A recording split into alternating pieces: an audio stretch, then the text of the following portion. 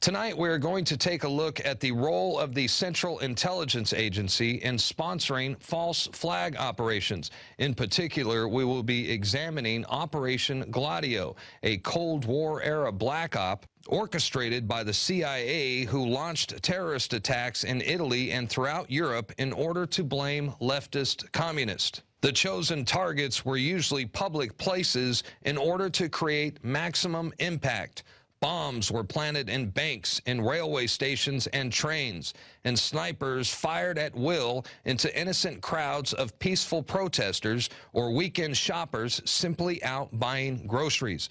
It was a slaughter of the innocents, and the United States, working through the CIA and secret war departments of NATO, carried out a long series of false flag terror attacks throughout the European continent to meet its own political ends. And with us now to help break this all down is a proficient expert in Operation Gladio, Richard Cottrell. He is a veteran European television journalist who specializes in politics and economics. He is a regular contributor to the national ITV network and the author of Gladio, NATO's dagger at the heart of Europe, the Pentagon, Nazi Mafia Terror Axis. And he joins us now from just outside of Venice, Italy. Richard Cottrell, welcome to the program. Thank you very much indeed.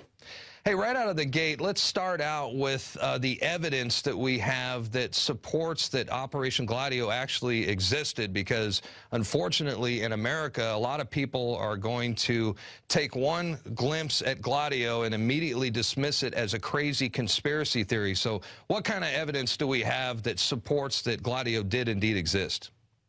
Well, solid and documentary evidence, actually. First of all, we must explain that the secret army units, which became known as Gladio, took their title from a secret army unit which was established in Italy. All these organizations were set up by the North Atlantic Treaty Organization.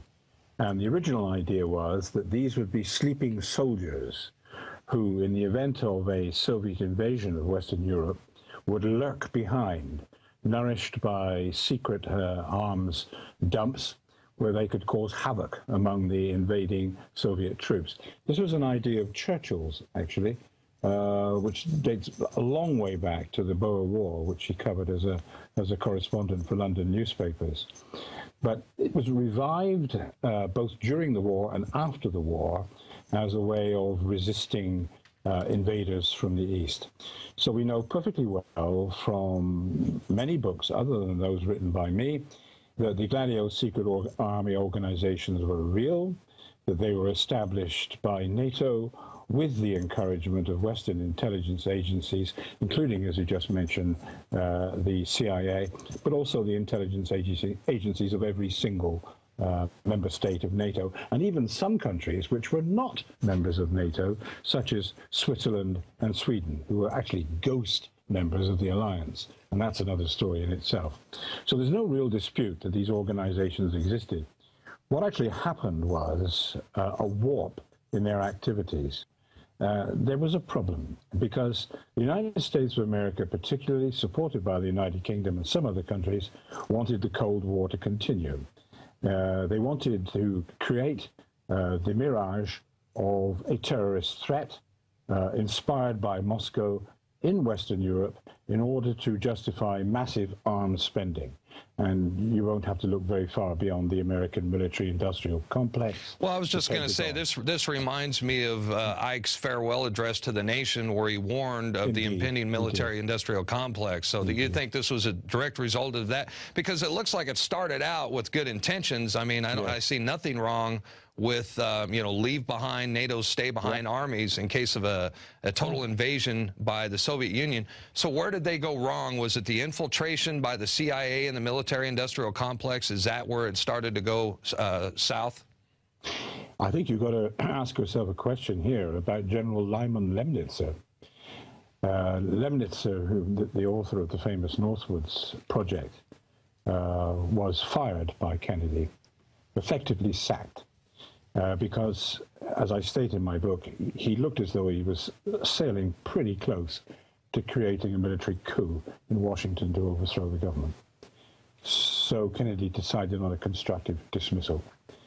It was Lemnitzer more than any other figure who is responsible for warping the NATO secret armies into instruments of terror performed against civilians, not against Russian invaders, not against any form of military personnel, but just civilian citizens themselves, walking about the streets, minding their own business, catching trains, drinking beer in the beer fest, whatever.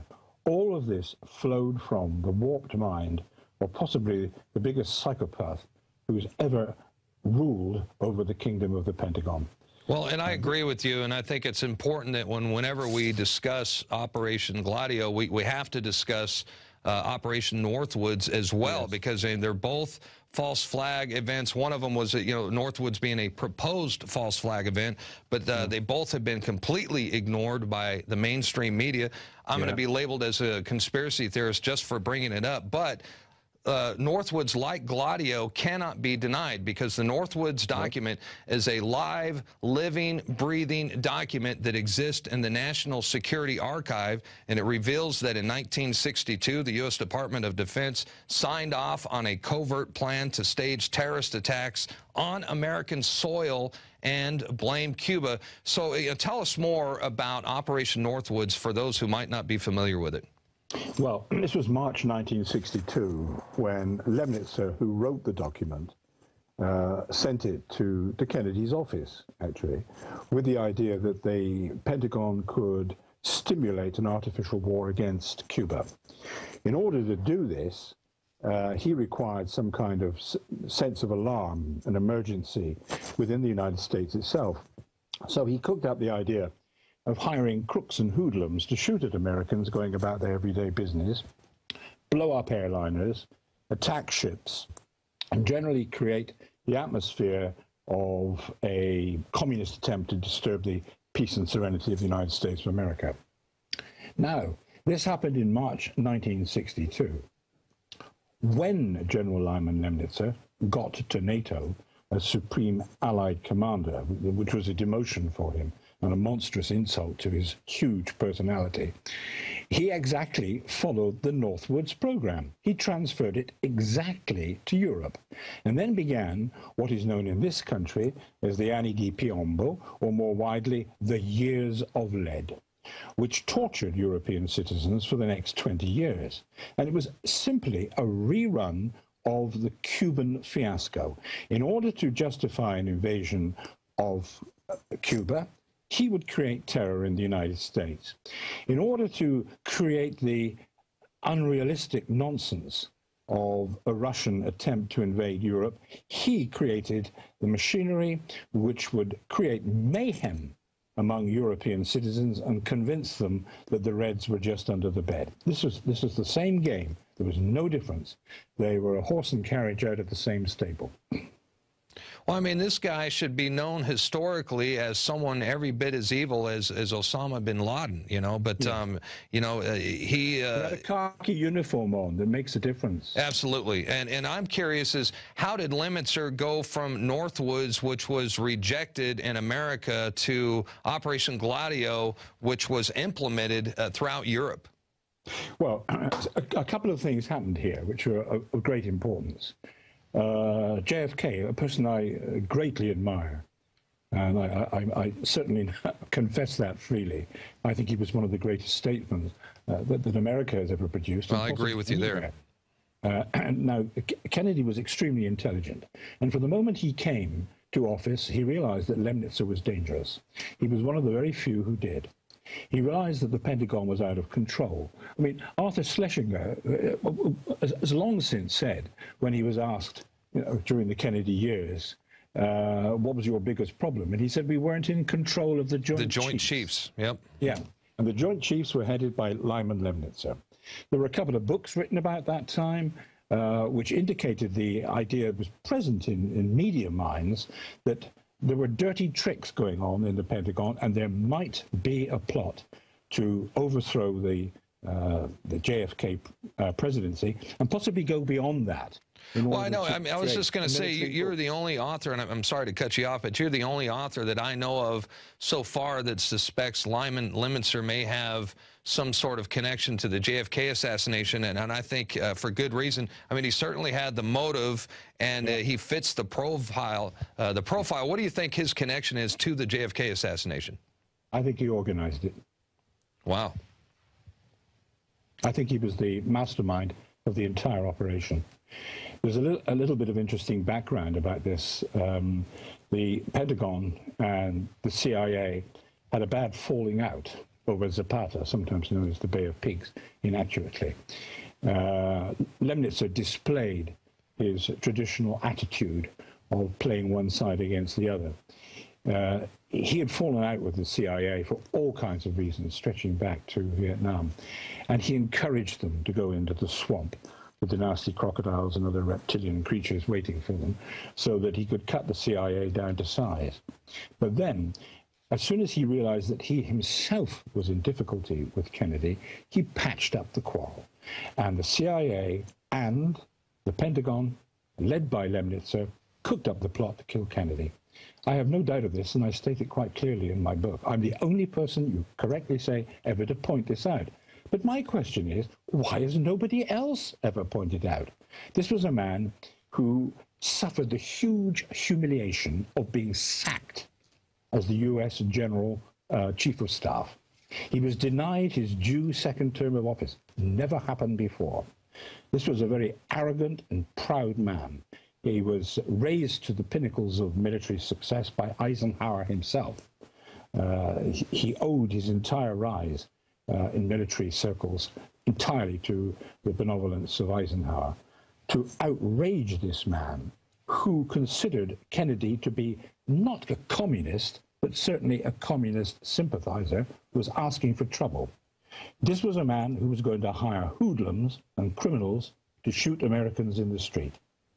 Who killed Kennedy in Dallas that day?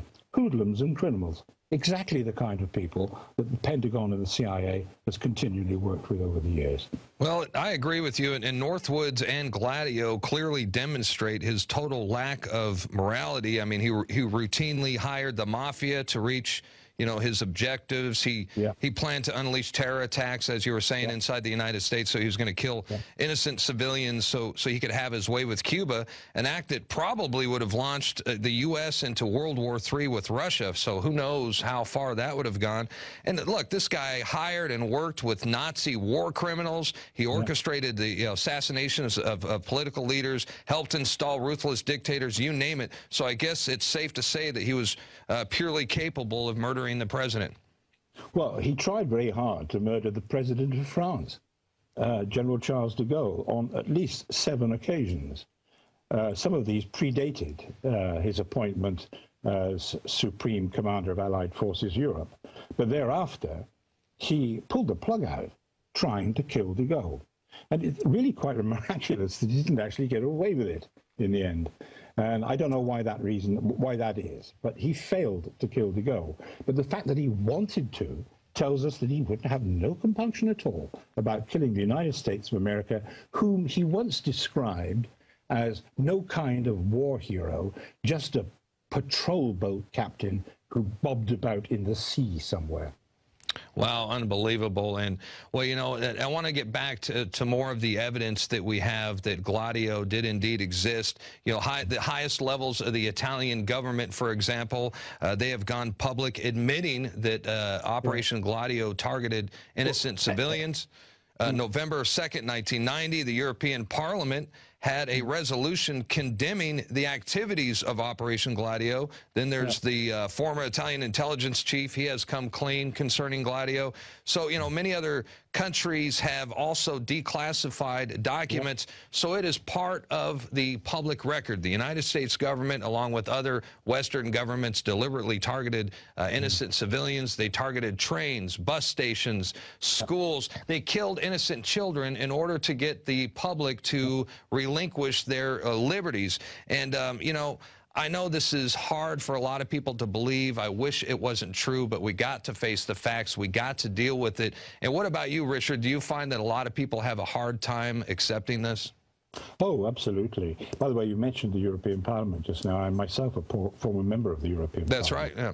And I'm coming in for a lot of stick because I was a conservative, and for a conservative European MP to take this approach towards NATO, shall we say, slightly unusual.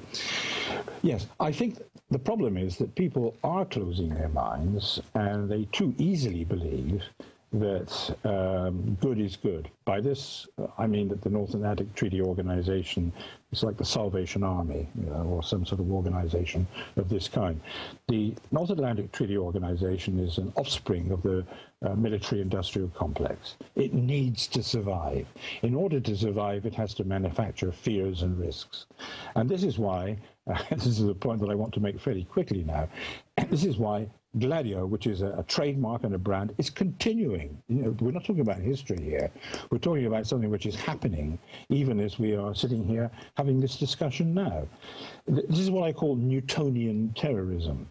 One reaction is intended to cause another equal and opposite reaction. You stage a terrorist event, and so you convince people that it must be real. These people really did blow up the underground trains in London and Madrid and wherever else.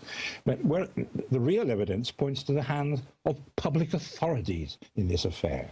Well, absolutely. And Pakistanis with some chemicals amounting to little more than fireworks, which they could have bought in Boots the chemist. What were some of the worst terrorist attacks that were carried out, the worst terror attacks on record that were carried out by Gladio? Well, it depends what you mean by worst terrorist attacks. I mean, there were selective assassinations, for example, of Aldo Moro, the former Italian prime minister, who had the temerity to propose a compact between the Christian Democrats and the communists, the so-called historic compromise.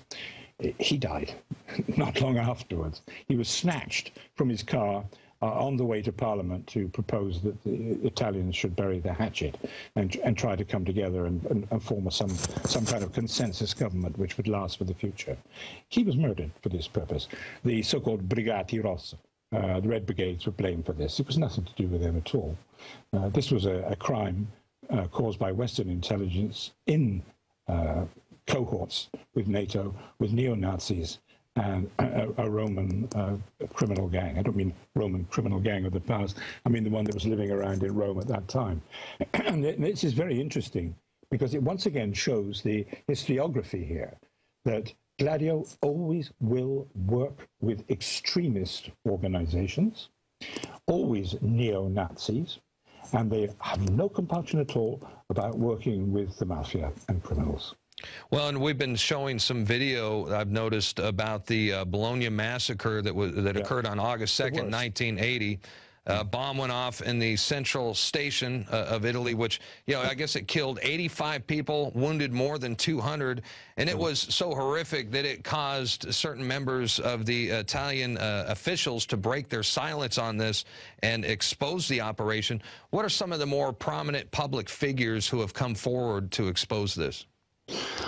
Well, I'm sorry to say relatively few. I can imagine. To speak of Bologna for a moment, this was immediately blamed by Francesco Cossiga, who was the president of Italy at the time, on the Red Brigades. Now, as the president of Italy, he had formerly been one of the founders of the Gladio secret army.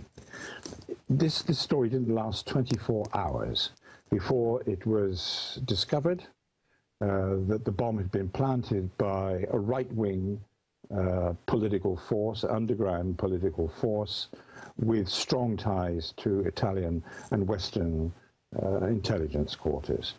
And the object of the exercise was, as usual, to terrify Italians with the idea, the notion that the terror was in their midst.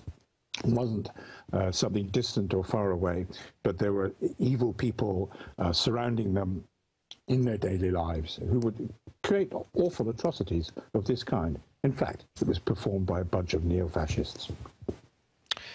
Well, again, you know, there's been a total media blackout on this subject in the United States. In fact, you know, I know that the BBC, they produced a documentary about Gladio in the early 1990s that never aired in the United States. In fact, we are unable to purchase the DVD. Google even blocked the video on the internet. So, you know, it's very tough to access this information. However, at the same time, you know, word is still getting out. Thankfully for people like you who are writing books about this, other whistleblowers. And the other night, Alex Jones on national television on CNN, the Piers Morgan show, well, he talked about Gladio on CNN. Let's take a look at that clip. Who do you believe is behind this? I have the proof. I heard them on CBS Radio. Who, Alex? They announced they blew up the towers on CBS Radio. Who do you believe? New Yorkers all saw it and heard it. Alex, who do you believe? They blew up Building 7. Alex, who do you believe was behind it? The American government? Criminal elements of the military-industrial complex, the same ones that staged Gulf of Tonkin, the same ones that staged the mass shootings of Operation Gladio. Right. Ooh, the CIA don't like this now. And of course, since then, Alex has been subjected to much ridicule and demonization for his comments on CNN. And, you know, that reminds me, you know, what is the political climate like in Europe? Are people able to freely talk about this? Is this an open discussion in the media, or are you experiencing the same blackout there? Absolutely. Gladio here is something which is widely discussed, particularly in this country, of course, because we hold the copyright on it through the name of the Italian branch of the NATO secret army organization. But you speak of Americans not knowing things. I will tell you something else which is very interesting. We have a real live Ergenekon organization, which is Gladio in Turkey. This is a secret deep state organization, Derin Devlet in Turkish, which has been plotting to overthrow successive Turkish governments for many years now, and quite often succeeding and pulling it off. Now, this organization has been dragged into the public glare as though the wreck of the Titanic had been pulled up from the bottom of the Atlantic and found to be in full working order. It's an exact replica of Gladio. Now, what does this tell us? It tells us that Gladio is active, alive, working and plotting to this day. It is behind terrorist atrocities which have been performed in Europe, not 20, 30, 40 years ago, but which have been performed within, shall we say, minutes in the historical record. This is the important thing to remember. All the time we keep talking about Gladio as something that happened in the past. It's a long time ago. Maybe we should bury it now. It's all forgotten. It's history. It's not. This is an organization or an idea or brand or trademark, call it what you like, which is so useful you cannot put it away. Well, and I was taking a look at your book, and you wrote in your book, Gladio, the political system of the United States has a deceiving democratic and legal appearance on the surface, but in reality is now little different from any other dictatorial regime in the world. And you also said that the Gladio technique of undermining the state from within is far from over. Yeah, absolutely. We see it here, unfortunately, in Italy quite regularly. We had the destruction of the underground trains in London, and a year before that, the atrocities performed upon the Madrid railway system. We had the long series of tragedies in Germany, the long German autumn as it was called, in which many atrocities attributed to the Baader-Meinhof gang were in fact conspired and organized by Western intelligence. And let me tell you another trick which goes on here. Most people will know of the Baader-Meinhof gang, for example, and they probably may have heard, even in America, of the Red Brigades here in Italy. Sure. What they don't know is that these organizations were manipulated and controlled by Western intelligence. In other words, you've got a sleeper planted inside, shall we say, the Red Brigades, who would steer the Red Brigades into performing horrific and terrible acts. The Western intelligence sleepers would also tell the authorities what these gangs were up to. And, of course, the Western authorities would simply sit on their hands and look the other way and wait to reap the propaganda harvest. One thing we haven't mentioned yet, which is perhaps the headline episode of Gladio-type terrorism here in Italy, was the attack on Pope Paul John II. Now, as you say, you read my book, so you'll see what my conclusion there is. This was nothing whatsoever to do with the KGB. It was nothing whatsoever to do with the poor little Bulgarians. It was actually a conspiracy in order to show the KGB in the worst possible light, the Russians in the worst possible light, capable of killing one of their own, a Slav, of course, because Pope John Paul was Polish, a Slav, for simple propaganda gains in order to continue the Cold War. Well, and that makes me think of the mass shootings. I'm sure that you're aware of the mass shootings here recently in the United States, and there are a lot of discrepancies and bizarre accounts in both, the movie theater shooting in Aurora, Colorado, and the Sandy Hook massacre in Connecticut. And I believe there is strong evidence that support a possible false flag event in both of those tragedies. We certainly know from history that our government is purely capable enough and evil enough to pull something like that off in order to take away even more of our liberties. And as you know, the Obama administration and the controlled media is pushing for strict gun control as a result of the shootings. Now, do you think that they are barbaric enough to kill innocent children as an excuse to attack our Second Amendment? Yes. Will that do? Yeah.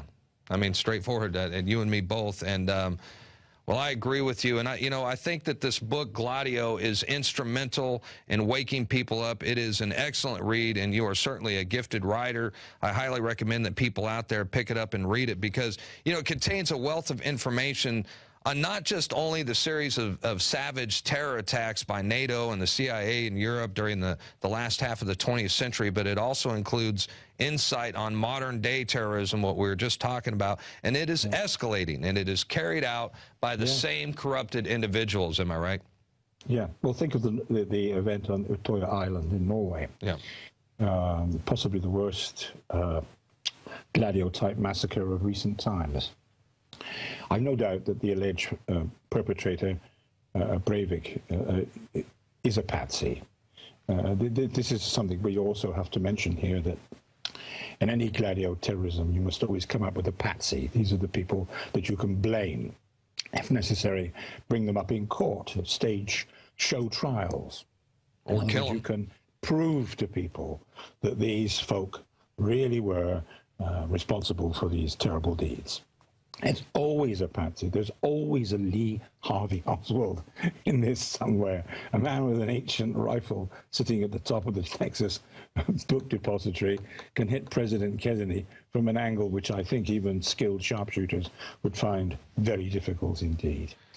So always you can find that intelligence organizations will find the patsies that they need in order to create the diversions which can then reap the harvest in turn of, as you say, culling our personal liberties, destroying our democratic societies, and continuing the warlike menace to our societies as a whole.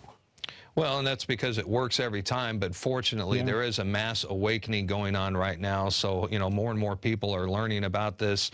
And, we're almost out of time. I want to thank you once again for joining us. Any last thoughts before we go? Well, what I found really in writing this book and talking to people and introducing them to the idea was a general mood of complacency. A lot of people would accept that what I was saying was correct, that I had produced the evidence and that it was overwhelming and condemned. But then you get the hands in the air thing. What can we do about it? This brings you to ask yourself, all of us, no matter where we live, how much can we trust the governments that we elect? How much can you trust the Congress of the United States of America? How much can the people of this country trust their parliament? Not very much. It's got 7% approval at the moment in the latest opinion poll. We have to change our attitudes away from militarism. This is basically the cause of all our problems. Well, you know, and that's the thing. And you say that 7% approval rating. When are people going to wake up? Because 7% approval rating, yet the same politicians keep getting elected back into office. It's a charm circle, isn't it? Yeah, that's crazy. They're being paid huge amounts of money, so they have every reason to continue the circus. I mean, we're watching the spectacle now of the tired old guy Berlusconi trying to become prime minister for the 4th time. There is some sign that this is not playing to the gallery of public opinion quite as he thought it would. He's a tired old guy who chases young underage girls. But the fact that he is still in the race, the fact that he can still run for office in this country, tells you what is wrong. Well, that's right. Well, Richard Cottrell, we certainly appreciate your time. Hope to have you back on the program in the near future. Thank you for joining us today. All right, folks. Well, that was definitely an interesting conversation. Hey, don't forget that Gladio is available right now at InfoWarsShop.com, so I would highly recommend it. It's a great read. If you scan through my book, you can see I've got notes throughout the entire book.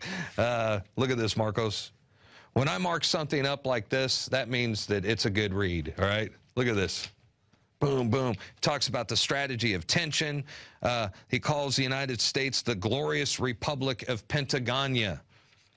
And anyway, it goes through, you know, it talks about the Kennedy assassination, modern-day terrorism. It's all in here. It's an excellent read, so definitely check it out. And that's going to do it for tonight's program. The InfoWars Nightly News will return, Lord willing, next Monday through Friday, 7 o'clock p.m. Central Time, Texas time, that is. So until then, have a blessed weekend. We'll see you back right here on Monday. Good night.